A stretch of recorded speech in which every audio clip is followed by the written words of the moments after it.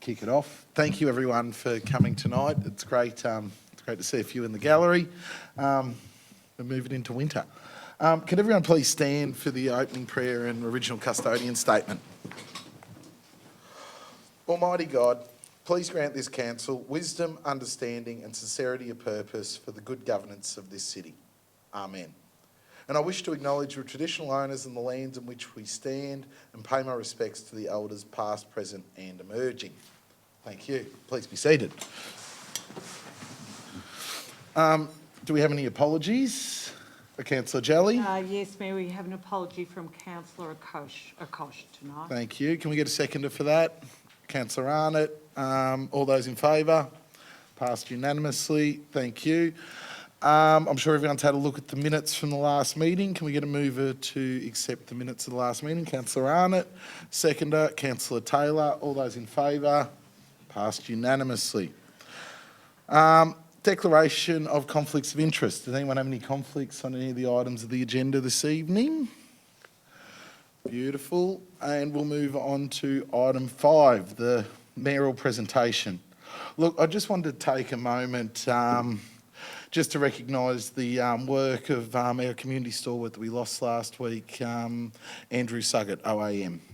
He was Senior of the Year, Senior of the Year in 2023, and a fierce advocate for Parkinson's. He led the Parkinson's support group in Warrnambool from 2009.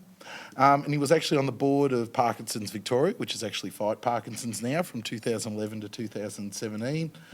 And he was also the chair of the Combined Health Network as well, and a very active Rotary member. And he was a member of many of the committees here at council. He was always very active in advocating for community projects, not just around Parkinson's, but just to have a better town. And look, I remember when he used to call me about things, and I think everyone here tonight would remember getting phone calls from Andrew at different times throughout the term. And, you know, he's going to be sadly missed. And I'd just like to acknowledge all the work he's done, say thank you to Andrew for everything he's done over the years. So, yes, sorry, Councillor Taylor. I might just add to that, Mayor Blaine, that he was a devoted Rotarian for decades and served as District Governor of 978 Rotary District for one term. There we go. So our thoughts are with Betty and the family. So, yes. Thank you. Item 6, public question time. Have we got any questions? Acting CEO Luke Coughlin.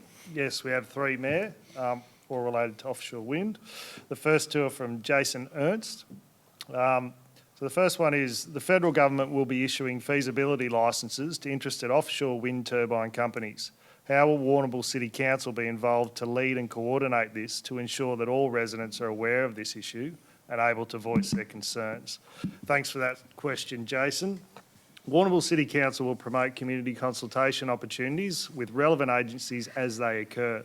The issuing of feasibility licences for the Southern Ocean offshore wind zone is the responsibility of the Minister of Climate Change and Energy.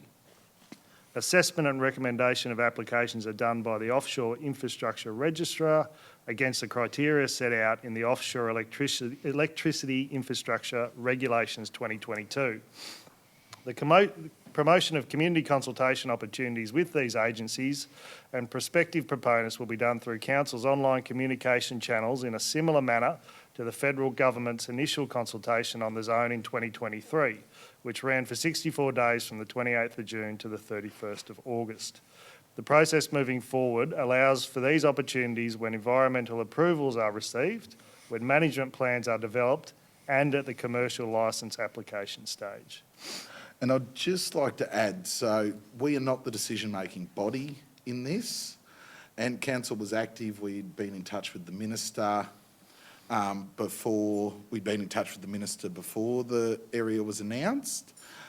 We were up there last week speaking to the minister as well, and council is engaged and will continue to be engaged. We also, Debbie and the CEO actually went to the drop-in session as well that was held at the Lighthouse Theatre, which formed part of the consultation with the Commonwealth Government as well. So we have been actively engaged and we will be actively engaged, but as not being the decision-making body, we need to be, it's my firm belief, and I think it's the belief of this council, that we are involved in the conversation to ensure that we're getting best outcomes. What that actually looks like is something that will become clearer as the process continues, but we are only at the start. Sorry, second question.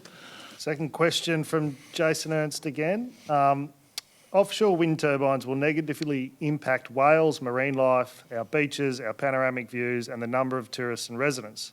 Why is Warrnambool City Council looking for any possible benefit when all Warrnambool's unique aspects are at risk? Thank you for that question, Jason. Council will advocate for the best result for the city at every opportunity. We acknowledge there are a number of potential impacts posed by the declared offshore wind zone, and we will continue to speak to those responsible about how these things can be mitigated or avoided altogether. We aim to keep an open dialogue with relevant agencies so that Council will be in a position to influence outcomes, to maximise the potential economic benefit and minimise the environmental, amenity and tourism impacts. And I suppose it's the same when we're talking about that as well, is we aren't the decision makers, and we need to be staying, in the conversation and having, the discussion about where we actually, where the city's going moving forward. Because if we're not in the conversation, we're not advocating for anything, and by cutting communication, that's going to really create negative impacts for our city. Sorry, go Luke. And third one from Willie Benter.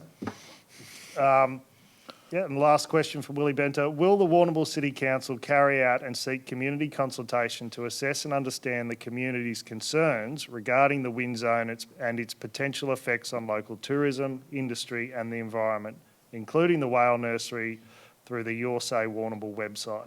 Thank you for that question, Willie. If a community consultation process was undertaken, there would be no ability for Council to implement the findings of that consultation. Council is not conducting community consultation at this stage, as it does not have any statutory power or control over the offshore wind zone. However, Council does acknowledge that there are strong and varied attitudes to the Southern Ocean offshore wind zone within the community and is respectful of the views held. Council will continue to advocate strongly for environmental, amenity and tourism concerns to be addressed at every opportunity. This includes participating in future rounds of federal and state government consultation, and Council encourages all interested community members to do the same. And last time we did actually promote the consultation on our Facebook page as well, and we'll be making sure that we promote the consultation so that anyone in the community can actually be involved, make sure the consultation, their voices are heard back to the relevant decision-making authorities as well. Excuse me, Mr Mayor. Just to clarify that means that you will not seek locally, independently from the council to do a consultation process with the local community. Sorry. Saying that they've got the opportunity to put their input into the government. The decision-making, the decision-making body, yes. The question is, will the councillors or council seek the community consultation locally to find out what the local community's thoughts are on that? So what would be so I suppose here's the question then, Willie. Would the question is, what would you actually be looking for? Are you looking for a binary yes or no, whether we support the wind farms? User taking, can we debate a little bit or not? Well, no, I'm just asked the question, so go for it, yeah. Where I'm getting at, it's Your Say website, okay? So you actively promote that, so you get information from the community, directly in response to an item or an agenda, so you've got a feel for what the community are feeling directly in response to what's going on. Now, if you're waiting for the feedback from local and federal government, which can be varied, so to find out from the community directly, that's what I'm asking for. So it's no different to the sale yards, the library. No, well, Willie, over this here, we don't have any decision-making power. We've made our position clear. So we've made our position clear on the website. We've put out statements, and you would have seen it all. So we've spoken about the environmental impacts. We've spoken about economic impact. So we've actually put out what our position is at this point in time, which I think does feed into a lot of what else has actually been put out there by different groups and different feelings. And I think the environmental impacts, we can all agree, is probably the number one thing that we are all most concerned about, and that's what we're putting forward. But we aren't doing the studies, and we aren't having the discussion. Hang on, let me finish. We aren't having the discussion. So, yeah, so at this point in time, no, we won't be going out for consultation the same as Moynshire. All right, we'll move on to number 7, report 7.1, the Australian Local Government Association National General Assembly motion. Mr. Coghlan. So this report gives for council to consider a motion for submissions to the Australian Local Government Association 2024 National General Assembly to be held in July. Very good, and the motion is for airport funding. Do we have any questions? Can we get a mover? Councillor Taylor, what is the motion? I'd like to move a motion that council submit the following motion to the July 2024 Australian Local Government Association National General Assembly. This National General Assembly calls on the Australian Government to reintroduce the Regional Airports Program with at least $200 million of funding, as per the officer's recommendation be accepted. Thank you, Mayor Blaine. Thank you, Councillor Taylor. Do we have a seconder? Councillor Ziegler. Councillor Taylor. Thank you, Mayor Blaine. Regional airports are a valued community asset that are managed and maintained by local government authorities who support export-orientated agricultural businesses, assist in medical evacuation and access to healthcare, support bushfire operations and gateways to the world-renowned tourist destinations in our district. Infrastructure at regional airports is not up to the required standards by commercial airlines, despite there being a strong interest in establishing more services. Local government does not have the financial capacity to fund expensive infrastructure upgrades and needs the support of the federal government to finance the extension of the Warrnambool Airport and continued maintenance of their airstrip, apron, pavement parking area, which is constantly requiring upgrading owing to larger and heavier aircraft using the airport. Thank you, Mayor Blaine. Thank you, Councillor Taylor. Councillor Ziegler. Yes, thank you, Mayor.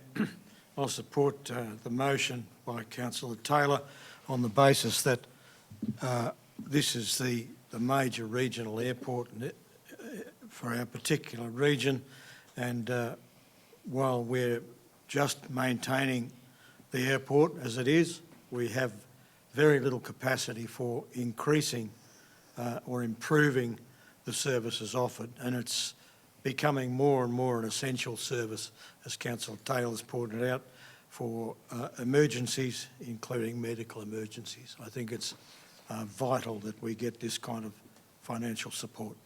Thank you, Councillor Ziegler. Any other councillor wish to speak? Councillor Jelly.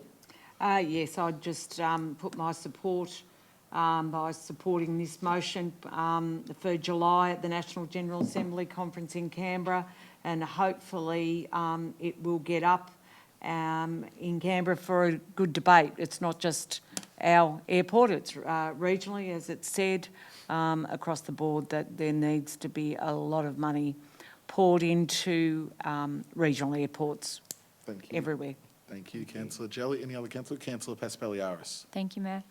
I think it's crucial to Warrnambool's future, as well as the impact on our region in general, that our airport infrastructure improves long term, or at least we're advocating strongly for a lot of improvement. Local government doesn't have anywhere near the financial capacity to fund expensive infrastructure upgrades, and obviously requires the federal government support. So I support the motion in terms of initiating some debate over reinstating some kind of model of funding that was historically the case for regional airports. I think also personally, where I have been able to, I've travelled through the Mount Gambier Regional Airport on several occasions over the last 15, 16 years, and there is no doubt in my mind that their regional airport as a facility just creates more connectivity, increases opportunities for that town as well, and then it leads to so many other general advantages for their regional area. So I'm in full support of this motion. Thank you. Thank you, Councillor Paspalia. Any other councillor wish to speak? Councillor Taylor, do you wish to close?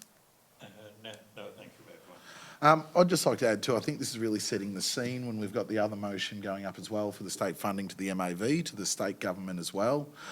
Airports moving forward, especially in Victoria in a rate-capped environment, it can't be the expectation of council to be able to fund an airport because they are expensive, and being able to come out of our budgets isn't something that I think is a fair expectations when we've got limited opportunities to get the income in order to be able to do it. And it is way more of an issue for regional areas than Melbourne because we need access to not only, the services here, but also the tourism growth as well. So, yeah, I think it is really good. With no other speakers, put the motion to the vote. All those in favour? Passed unanimously. 7.2, Councillors' Gift Policy 2024. Mr Coghlan. Thank you, Mayor. This report presents the updated Councillors' Gift Policy 2024 and recommends it be adopted. It also recommends the revocation of the Gifts Policy 2020. Thank you. Any questions? Do we have a mover? Councillor Arnott. I'd like to move the recommendation that Council 1 revoke the gift policy Councillors 2020 adopted 6 July 2020 and 2 adopt the attached Councillors' gift policy 2024. Thank you, Councillor Arnott. Do we have a seconder? Councillor Paspaliaris. Councillor Arnott. This is just mainly a policy update. The most substantive change is the removal of the ability to accept token gifts valued $100 or less, and that includes hospitality valued $50 or less without making a declaration. This is all being done to provide greater transparency and hopefully remove safeguards against any improper conduct. Thank you, Mayor. Thank you, Councillor Arnott. Councillor Paspaliaris. Thank you, Mayor. I'll just add that a recent report has highlighted where gifts can become a corruption risk, specifically at another council, at City of Casey Council. But I think more broadly, not tightening these sorts of, this type of policy probably can result in some danger and risks. I think the existing policy overall was quite satisfactory, but the updated and new policy just gives a little bit of tightening around some of the declaration rules, as Councillor Arnott has indicated. So it just means that you just declare everything no matter what. So I think that's a good intention and expectation to have. Thank you. Thank you, Councillor Paspaliaris. Any other councillor wish to speak? And I'd just like to add as well that, yeah, I think this policy, by taking away that $100 threshold, does encourage, every councillor must report every gift, and I think that adds to that transparency and better outcomes, for the community to be able to hold council to account and understand, if there are any benefits or gifts from their councillor role. Councillor Arnott, would you like to say anything to close? No further speakers. We'll put the motion to the vote. All those in favour? Passed unanimously. Move on to item 7.3, the awarded contract data migration Coastal Connect. Mr Coghlan. Thank you, Mayor. Coastal Connect is a joint project between Corangamite Shire, Warrnambool City Shire and Moyne Shire to deliver a common ICT systems. And this tender, this report, sorry, just lost my spot. This report recommends the award of a tender. Still lost my spot, sorry. I'll get back to it in a moment. Apologies all.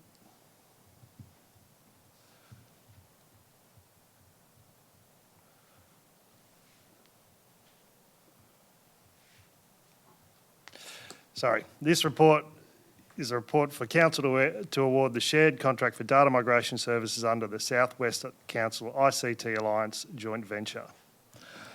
Thank you, Mr Coghlan. Are there any questions? Do we have a mover? Councillor Paspaliaris. Thank you, Mayor. I move that Council 1 award contract number 2024024 Coastal Connect Data Migration Services to Charter Tech for the tendered amount of $386,000 excluding GST on behalf of the SWCICTA for delivery of the Coastal Connect project. Total delegated value $404,800 including GST. Number 2, grant authority to the Chief Executive Officer to approve variations of up to the budgeted amount of an additional $100,000. Thank you. Thank you, Councillor Paspaliaris. Do we have a seconder? Councillor Arnott. Councillor Paspaliaris. Thank you, Mayor. As stated, Warrnambool, Moyne and Corangamite Shires are intent on creating and implementing a joint data project from which all 3 councils can operate, benefit and reduce operating costs. Data migration is the next very important step in the shared services project, and this involves data being transferred from the existing system to the new system. Without a doubt, a key and crucial step in the project. So this process to procure a data migration service provider has been a collaborative process but has been led by Warrnambool City Council. I see it as something of a necessity, so I support this motion. Thank you. Thank you, Councillor Paspaliaris. Councillor Arnott. Yes, I'll just reinforce what Councillor Paspaliaris has said, that this is all about back office functions, and it's a definite skill, or more than just a skill, that our staff here are not equipped to do. So this is why we've had to go out to tender. It also just highlight, it is quite a tight timeline with it, so this has been on the boil for a little while, and it's good to have this collaborative approach between the 3 councils, and this is to help provide better cost efficiencies, time management and all across the whole 3 councils, so it's a good thing, so I fully support it. Thank you, Councillor Arnott. Any other councillors wish to speak? Councillor Taylor. Thank you, Mayor Blaine. One of the key drivers for the timing and the need for a replacement enterprise system was the decision from the current provider, Technology One, to cease licensing and support for all on the premises products impacting on all the 3 councils. This potential amalgamation of a common ICT system will improve outcomes in areas that have community contact, in particular rates and planning, also provide a background for the future community interactions. Thank you, Mayor Blaine. Thank you, Councillor Taylor. Any other councillors wish to speak? It is one of the necessities of this program, the Coastal Connect program, was to move our data from being server-based at the 3 different councils to being cloud-based, and that's where this is, actually come from. And it is an unbudgeted variation. That's why we've all had to. So I think Moyne did theirs last week. We're doing ours, and then Corangamite will as well, to hit the timeframes in the next little while. It's going to be one of the biggest system changes we've seen in local government in the region for a long time once this ICT Connect is up and running, and that's why this data migration is going to be so critical, looking at all the data that every council has and moving to a cloud-based system so that, we don't have server issues moving forward. Councillor Paspaliaris, would you like to say anything to close? No, thank you. With no further speakers, we'll put the motion to the vote. All those in favour? Passed unanimously. 7.4, review of aged and disability services. Mr Coghlan. Thanks, Mayor. This report presents the recommendations on Council's future involvement in the delivery of aged care services based on an independent review undertaken by Lark Advisory Proprietary Limited against the reforms of the Commonwealth Home Support Program, CHSP, proposed by the federal government. Thank you, Mr Coghlan. Any questions? Do we have a mover? Councillor Ziegler. Yes, Mayor, thank you. I'll move that the council notes the review of aged and disability services recommendations report conclusion that the current suite of aged care services provided by council are financially sustainable. 2, it adopts the recommendation from the independent review to continue with the delivery of Commonwealth Home Support Program services and other existing services through Home and Community Care Program for younger people and Department of Veterans Affairs, and diversify in the future with inclusion of home care packages in the service mix to improve financial sustainability. 3, endorses the implementation of review recommendations to improve service delivery systems and quality assurance to transition the Commonwealth Home Support Program into Support at Home program from 1st of July 2027 onwards, and directs officers to continuously review changes to the federal and state funding and the service to ensure that the services operate in a financially sustainable manner. Thank you, Councillor Ziegler. Do we have a seconder? Councillor Jelly. Councillor Ziegler. Yes, Mayor, I just think that this is covering one of the more essential services that's provided by council. Lots of other councils around the state are getting out of aged and disability services, but Warrnambool actually maintains an extremely good and in my experience, an extremely competent and compassionate service. And I think that we need to maintain that, and where we can, look at ways to keep it sustainable in the future. I think that this particular motion is very welcome, and I'm happy to support it. Thank you, Councillor Ziegler. Councillor Jelly. Thank you, Mayor. Yes, this is a very important review that's been worked on over the last year or more, and an independent review by Lake Advisory, which was well researched and presented to us as councillors over in the recent times when they've come to present and explain everything to us. We currently have 1,257 clients within these programs, and really in between 1,200 and 1,400 at other times. There's a shift towards a more integrated service and quality focused, and I think that's really important for the future. If we want to remain in this and diversify, we have to lift our sights as well to make sure that we improve as we go along. There were 500 responses to this community feedback, which was excellent, really, really good. And that was a mixture of people who use the services, health professionals, a lot of other people, and the feedback was excellent, and overwhelmingly the message was that those people wanted Warrnambool City Council to grow and diversify and keep these services. You know, these people receiving these services, some of them most vulnerable in our community, and I think for us to opt out would be a travesty. It's a couple more years yet before it actually comes to fruition, but we've got to work and plan for it, need to successfully implement and designate all the actions we have to do to be on board. So I fully support this, and I think it was well researched and well done, and I think it's be great for us to move forward with this and remain and diversify in this service. Thank you, Councillor Jelly. Councillor Arnott.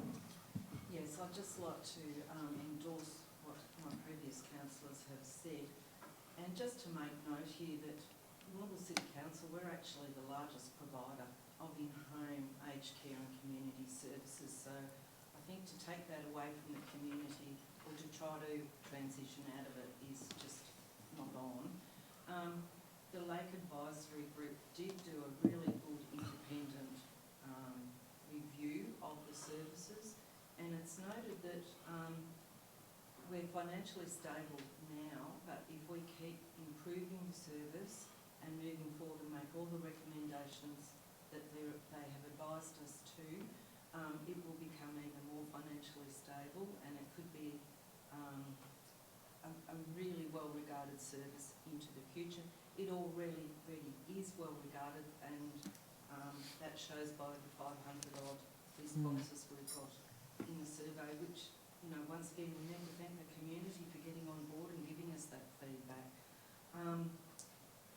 Yes, there will be some challenges moving forward, there's no doubt about that, but we do have time to instigate and instill some of those changes to help mitigate those challenges. So I am fully supportive of this motion. Thank you, Mayor. Thank you, Councillor Arnott. Any other councillor wish to speak? Councillor Paspaliaris. Thank you, Mayor. I too was very pleased with the independent review, so how thorough and how informative it was. For me, 3 clear messages or outcomes from that review were quite prominent. One is that council's aged care services are many and they have been assessed to be financially sustainable. 2 was diversifying the aged care services in future will improve that financial sustainability. And 3, possibly most importantly, was if council were to cease aged care service provision, there would not be any or enough local providers that have the capacity to deliver the volume of services provided by council, which could ultimately lead to a market failure. So for the sake of many people in the community who rely on these services and for the important reasons I've mentioned, I support the motion to remain and diversify. Thank you. Thank you, Councillor Paspaliaris. Any other councillor wish to speak? Councillor Taylor. Just like to endorse all my fellow councillors' comments. Thank you, Mayor. Thank you. And I'd just like to add, I actually think this is a great outcome, this report. And Lake Advisory, they've been good. We've had 3 updates from them every step of the way. And I think it's an amazing outcome that we're actually going to deliver and expand services. I think that's a real feather in the cap for Warrnambool City Council, and what we're looking at doing, we're already a trusted provider and we're hoping to continue to grow that. We do have an ageing population. It's something that it's critical that we continue to service, as others have said here tonight. It also gives surety to our staff as well that we are committed to staying here and we are committed to growing. The social impact of Warrnambool City Council, I believe, is better placed to be delivering these services, and I actually think that that's a huge plus and something that really comes to front of mind when we're thinking about, as Councillor Jelly said, some of the most vulnerable in our community. And we really need to be looking at what happens, what happens with those people moving forward. And need will continue to grow, and there will be more opportunities as we move forward and as our population gets older. And it's something that I'm quite proud to say that Warrnambool City Council is going against the trend of other LGAs exiting services. We're really giving it a stamp of confidence, and we do think that local government can do a great job delivering these services for the community. Also, being a rural council, like even though we're a city council, we're a service centre for a rural area. Other providers with clients, it limits the opportunities for other providers and the clients. So actually, I'm really proud of this, and I think this will be a really great outcome for the community. Councillor Ziegler, do you have anything to close? I do, thanks. Mayor, having worked in this particular area, now retired for the last 50 years, I can say quite definitely that the services provided by Warrnambool City Council have been particularly good and have filled up services that other private providers have no hope of filling. And if we didn't actually do this, there would be an enormous hole in the provision of the services which are vital for, as Councillor Jelly says, the most vulnerable in our community. So I'm more than happy to move this. No, thank you, Councillor Ziegler, and it really just adds to the livability of our city. With no further speakers, we'll put the motion to the vote. All those in favour? Passed unanimously. Move on to 7.5, CCTV Systems Steering Committee Minutes, Evaluation Report and Policy Review, March 2024. Mr Coghlan. Thank you, Mayor. This report provides Council with the minutes from the CCTV Steering Committee, along with the 2023 CCTV Evaluation Report. It also recommends to adopt the updated CCTV policy, which provides direction and guidance on Council's management and use of CCTV systems in public places and matters associated with the implementation and management arrangements. Thank you, Mr Coghlan. Any questions? Do we have a mover? Councillor Paspaliaris. Thank you, Mayor. I'll move to 1, the CCTV Steering Committee meeting minutes from 19th of February 2024 provided for information of council. 2, that council note the annual CCTV evaluation report 2023 and agree for the report to be published on council's website. And 3, that council adopts the reviewed CCTV policy. Thank you, Councillor Paspaliaris. Do we have a seconder? Councillor Ziegler. Councillor Paspaliaris. Thank you, Mayor. The updated policy has some minor changes. It was due for review in March of this year, so the policy was internally reviewed and then reviewed by the committee in February. As far as the meeting is concerned, meeting notes, the items of interest would just be around ongoing funding applications to government for what I think is vital CCTV systems within the Lava Street Central Precinct, retail precinct. This has been identified on numerous occasions by Victoria Police as an area in need. Council does rely on external funding for CCTV, so that is an ongoing advocacy and application item. The evaluation report included also does outline a few details in terms of, commentary around effectiveness of CCTV, assistance with prosecutions, catching offenders, feedback from Victoria Police, all of those sorts of things. It does also outline the number of and location of cameras, and the evaluation report this time also included a public survey to determine the community's sort of feelings of safety when using the CBD. As a summary, most believed in the benefits of the CCTV installation. There was a higher percentage of respondents who felt safer during the day with CCTV installed compared to nighttime. But overall, there was a positive response with regards to that public survey. Thank you. Thank you, Councillor Paspaliaris. Councillor Ziegler. Yes, I'm more than happy to second this particular motion. It just seems like a no-brainer that we actually promote this, that we have ongoing evaluations of the effectiveness of the service. It's clearly welcomed by lots of different agencies, including VicPol. It's very effective. We just need to make sure that it's up to date, and it makes sense that we review the policy from time to time to keep it right up in the forefront. Thank you, Councillor Ziegler. Any other councillor wish to speak? Councillor Paspaliaris, do you wish to close? No, thanks. All right, we'll put the motion to the vote. All those in favour? Passed unanimously. We'll move on to 7.6, the advisory committee reports. Mr. Coughlin. Thanks, Mayor. This contains 3 records of advisory committee reference groups: the airport reference group from the 12th of February, the planning advisory committee from the 29th of February, and the economic development advisory committee from the 8th of March. Thank you. Any questions? Do we have a mover? Councillor Taylor, what's the motion? Thank you, Mayor Blaine. I'd like to move that the records of the following meetings be received. Number 1, Airport Reference Group meeting the 12th of February 2024. Number 2, Planning Advisory Committee meeting 29th of February 2024. And thirdly, Economic Development Advisory Committee meeting held on the 8th of March 2024 as per the officer's recommendation. Thank you, Mayor Blaine. Thank you, Councillor Taylor. Do we have a seconder? Councillor Arnott. Councillor Taylor. No, thank you, Mayor Blaine. All right, Councillor Arnott. No other councillors wish to speak. We'll just put the motion to the vote. All those in favour? Passed unanimously.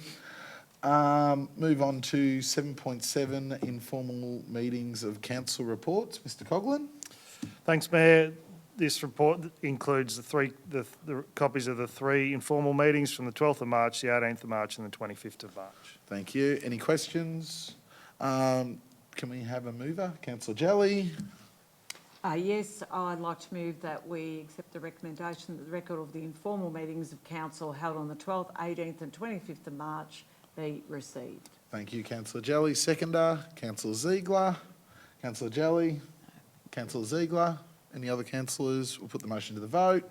All those in favour, passed unanimously. 7.8, Mayoral and Chief Executive Officer Activity Summary Report. Mr Coghlan. Thank you, Mayor. The report summarises the Mayoral and Chief Executive Officer activities since the last ordinary meeting. I've got one amendment for this, and that'll be on the 5th of March. There's the attended the Southwest TAFE Student Graduation Award Ceremony, and I'd like that amended to have the Mayor and Deputy Mayor, because we both attended it. That was all. That's just what I noticed. Any questions or any other comments on that? It's been a busy month, hasn't it? Do we have any... all right, so apart from that change, do we have a mover? Councillor Jelly. Yes, I'd like to move the recommendation that the Mayoral and Chief Executive Officer Council Activity Summary Report be received. With that amendment. With that amendment. Yes. Yeah. Seconder, councillor Arnott. Do you wish to speak? Any councillor wish to speak? We'll put the motion to the vote. All those in favour, passed unanimously. Item 8, notices of motion. Mr Coghlan. No notices of motion. Item 9, general business. Does anyone have any general business they'd like to bring up tonight? Very good. 10, urgent business. No urgent business has been accepted. And thank you everyone for coming. We'll see you all next month. That is the close of the meeting. Thank you.